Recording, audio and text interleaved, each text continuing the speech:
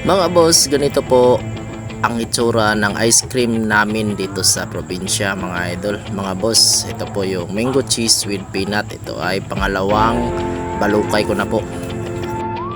Dito po sa amin, ito po ang aking best seller, ang mango cheese with peanut po. Ayan. Diba? Overload po tayo sa flavor dito sa amin mga idol. Pag sinabi mong mango, lalagyan o agad ng cheese at saka peanut yan. Ayan. Baka akala nila porket nagmahal yung lahat ng bibilhin ay magtitipid na tayo. So hindi mga idol, wala pong tipiran dito sa amin mga idol. Ayan, di ba? Yan po ang aming mango cheese with peanut. Ayan, magbabalukay na tayo mga boss idol. Yan po ay natapos ko na pong batilin kanina or batiin na yan. Ayun, paano ba yan bigkasin? Basta binatil ko na po yan.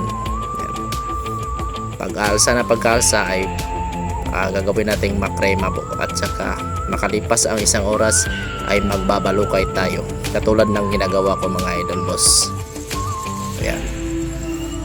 Ang pagtatrabaho po ng ice cream po ay napaka mabusisi. Paulit-ulit ka sa trabaho mo mga boss idol. At ito naman ang ubi cheese with peanut. Order din po ito sa akin mga idol, boss mga idol.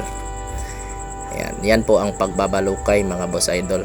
Ayan, ganyan hanggang sa mapuno.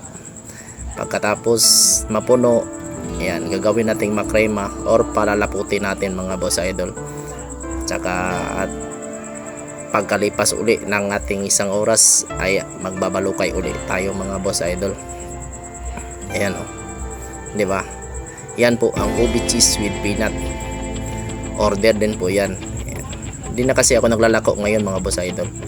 So nag-aantay na lang ako ng order sa akin. Kasi masyadong busy na ang buhay-buhay natin mga boss idol. O di ba? Ayan o.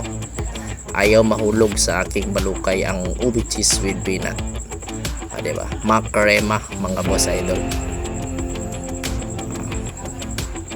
Ayan, comment kayo dyan mga boss idol kung gusto nyo makita ang ingredients at saka paano ito gawin ang ice cream in a tube mga boss idol. Ayan, kung gusto nyo ng pangkabuhayan, dagdag kita din to mga boss idol. Kaya lang masyado itong matrabaho. So maraming salamat sa oras at panonood nyo mga boss idol.